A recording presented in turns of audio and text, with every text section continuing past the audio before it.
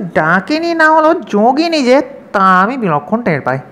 আমার গায়ের সঙ্গে যোগ হওয়া মাত্রই আবার চটাপট শুরু হয়। মনের সুখে গালে মুখে হাতে পায়ে সর্বাঙ্গে চড়াতে থাকেন কাকা। নমস্কার বন্ধুরা, আপনারা শুনছেন পিকেএম বেঙ্গলি স্টোরি টেলার। আমাদের আজকের পরিবেশনা হাতাহাতির পর, গল্প রচনায় শিবরাম চক্রবর্তী। এই গল্পের চতুর্থ এবং অন্তিম খণ্ড আজকে পরিবেশন করব আমরা। এই গল্পে আমি কাঞ্চন মল্লিকের গলা মিমিক্রির মাধ্যমে ব্যবহার করেছি। কেমন লাগলো ভিডিওটি আপনাদের নিচে অবশ্যই কমেন্টে জানাবেন। চলুন শুরু করা যাক। কিসে বসতে ইচ্ছে না ভূতে? ওহো, ডাকেনি যোগিনী? ওহো, তবে কি তাল বেতাল? না, মশায় ভারী উৎপাত রে। ও তাই বলো, মশার কথা শুনে ভরসা পাই, তাহলে অন্য মারাত্মক কিছু না। তোমার চাদর মুড়ি ছিঁড়িয়েছিলাম বলে বুঝতে পারিনি এতক্ষণ, তাই তো? কি রকম মশার ডাক শুনছো কাকা? পন পন পিন পিন কি রাখবে বাবা, এরাই তোমার সেই ডাকিনি নয় তো? কে জানে। কাকার বিরক্তির তীক্ষ্ণতায় অন্ধকার বিদীর্ণ হয়, কিন্তু ডাকিনি না হলো যোগিনী যে তা আমি বিলক্ষণ টের পাই। আমার গায়ের সঙ্গে যোগ হওয়া মাত্রই আবার চটাপট শুরু হয়। মনের সুখে গালে মুখে হাতে পায়ে সর্বাঙ্গে চড়াতে থাকেন কাকা। চপেটাঘাত ছাড়া অশোকবধের আর কি উপায় আছে? অতপর কেবল এই চর্চাপড়ই চলতে থাকে এবং বেশ সশব্দেই তপস্যা ওনার মাথায় উঠে যায়। কিন্তু মশার সঙ্গে মারামারিতে পারবেন কেন কাকা? প্রাণী হিসেবে ওরা খেঁচর, কাকা নিতান্তই স্থলচর। ওদের হলো আকাশপথে লড়াই, আর কাকার ভূমিষ্ঠ হয়ে। তাছাড়া কাকার একাধারে দুপক্ষকে আক্রমণ, মশাকে এবং কাকাকে। কাজেই কিছুক্ষণ যুদ্ধ করেই কাবু হয়ে পড়েন কাকাবাবু। রণে ক্ষান্ত হয় তাকে পরাজয় স্বীকার করতে হয়। তবে এই ঘোরতর সংগ্রামে মশাদের মধ্যে নিহতদের তালিকা আমি দিতে পারবো না, তবে আহতদের মধ্যে একজনের নাম আমি বলতে পারি, খোদ আমার খুঁড়ো মশাই। তার বৈরাগ্য এসে যায় তপস্যায়। এমন অবস্থায় কার বা না আসে। তিনি বলেন, দে আমার কাপড় জামা, গায়ের চাদরটাও দে, সিদ্ধিলাম মাথায় থাক, কানে আমার কাজ নেই, আর ঘুমিয়ে বাঁচি। বিছানা, বালিশ, পাঁচ বালিশ, মশারি সবই ফিরিয়ে দিতে হয়। অবিলম্বে লম্বা হন কাকা। মাটিতে শুয়ে পরনে কাপড়কেই লেপে পরিণত করি, কি আর করব। তারই তলায় গা ঢাকা দিয়ে আত্মরক্ষা করতে হয় আমায়। লেপের প্রলেপে যতটুকু বাঁচা। অমন ভয়ঙ্কর রাত ও প্রভাত হয়। আবার সূর্যের মুখ দেখি আমরা। ইতস্তত তাকাতেই চোখে পড়ে সেই ঘোড়া একটু দূরে উবু হয়ে বসে আছে। অদ্ভুত দৃশ্য। ঘোড়াকে এভাবে বসে থাকতে জীবনে কখনো দেখিনি। সারা রাত তপস্যা করছিল না তো? কাকা উৎসাহিত হয়ে ওঠেন, যাক বাঁচিয়েছ, এতখানি পথ আর হেঁটে ফিরতে হবে না, বর্ণা হোক অশ্ববর তো পাওয়া যাবে আপাতত। কিন্তু পরমুহূর্তের উৎসাহ নিমে আসে।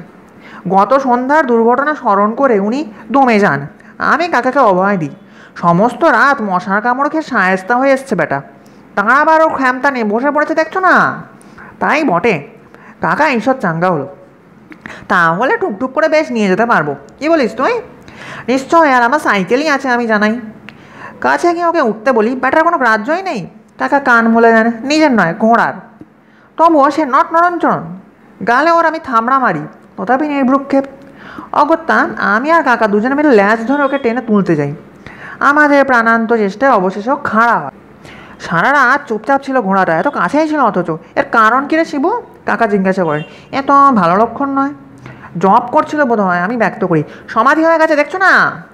তাই হবে, স্থান মাপ তো যাবে কোথায়? কাকার দীর্ঘ নিঃশ্বাস পড়ে। এ তো সিদ্ধিলাভের জায়গা, তবে হ্যাঁ যদি না তুলে দেয়। সিদ্ধিলাভের কোথায়? কাকার কানের দিকে তাকাই। কানটা যথাস্থানেই নেই। কাকার সিদ্ধিলাভ আর হলো না এই যাত্রা। আমার দীর্ঘ নিঃশ্বাস পড়ে। ঘোড়ার পিঠে চাপেন, ঘোড়া চলবার উদ্যোগী নেই। সেই পুরনো বদভ্যাস। আমাদের ছিপটি মারা সাহস হয় না। কালকে নত ঘোরাঘুরির পর আবার অনেক করে ওকে বোঝায়, বাপু বাছা বলে ঘাড়ে পিঠে হাত বুলিয়ে দিওর। ও কেবল জবাব দেয়, চি হি হি। এইভাবে বহুক্ষণ আমাদের কথোপকথনের পর ও রাজি হয়, হাঁটতে শুরু করে। কিন্তু এ আবার কি বদখেয়াল, পেছন দিকে হাঁটতে থাকে। হ্যাঁ, শটান পেছনেই। গতিক দেখে তো প্রায় কেঁদে ফেলেন কাকা। কান তো গেছে, এবার কি ঘোড়ার পাল্লা পরে প্রাণটাও বেঘরে যাবে নাকি রে শিবু? আমিও ভাবিত হই, কিন্তু ঘাবড়াতে দিই না কাকাকে। বলি, ভয় খেও না কাকা, বুঝতে পেরেছে কি হয়েছে, আর কিছু না, ঘোড়াটা সিদ্ধি লাভ করেছে। একে স্থান মাহাত্ম, তার উপরে কাল সারা রাত ধরে ঘোরতর তপস্যা, যাবে কোথায়? তার ফলে তোমার ঘোড়ার এই কাণ্ড। সিদ্ধি লাভ করেছে কি করে বুঝলে? কাকার কণ্ঠ করুণতর হয়। এ আর বুঝছো না কাকা, যারা সিদ্ধি লাভ করে তারা কি আমাদের মতো হবে? তাহলে সিদ্ধ পুরুষের আমাদের মতো কাঁচা পুরুষের তফাৎ কি? আমরা সামনের দিকে হাঁটি, সিদ্ধ পুরুষ হাঁটবেন পেছনের দিকে। সিদ্ধি লাভ করলে পেছনে হাঁটতেই হবে। সিদ্ধ পুরুষদের চাল চলনি আলাদা, সিদ্ধ ঘোড়ারও। আমার ব্যাখ্যা শুনে কাকার চোখ বড় হয়। তিনি তখন জাঁকিয়ে বসেন বাহনের পিঠে। যাক, বাঁচা গেছে, সিদ্ধিলাভের ভাড়াটা ঘোড়ার ওপর দিয়েই গেছে। আমার হলে কি রক্ষা ছিল? এই বাবু, এই নিয়ে এত বয়সে পেছনে হাঁটতে বলেই তো গেছিলাম। অমন সিদ্ধি আমার পোষাতো না বাবু। আমি আন্দাজেই রামপুরহাটা থেকে নির্ণয় করে নিয়ে সেই ঘোড়াটার পেছন ফেরাই। কাকাও ঘুরে বসেন, বলেন, দে ল্যাজটা তুলে দে আমার হাতে। ও ল্যাজ কে লাগাম করবো আজ? সিদ্ধ মহিষ আবার ল্যাজ কেন? ল্যাজ হস্তগত করে অনুরোধ করেন কাকা। এবার হাঁটা প্রভু, অনেকটা গানের সুরের মতো করে, ভজন গানের মতন। আশ্চর্য, বলা মাত্রই ঘোড়াটা চলতে শুরু করে, বেশ ধীর চতুষ্পদক্ষেপে। রাগ, হিংসা, ক্ষোভ, দুঃখ, চালাকি, চতুরতা কোনো কিছুরই বালাইনি ওর ব্যবহারে। শুধু সিদ্ধ নয়, সমস্তই সুসিদ্ধ হওয়ার লক্ষণ। ঘোড়া চলতে থাকে পেছন ফিরিয়ে সামনের দিকে বা মুখ ফিরিয়ে পেছনের দিকে, যেটাই বলো। আমি ও সাইকেল চালিয়ে যাই ওর পেছন পেছন বা মুখোমুখি।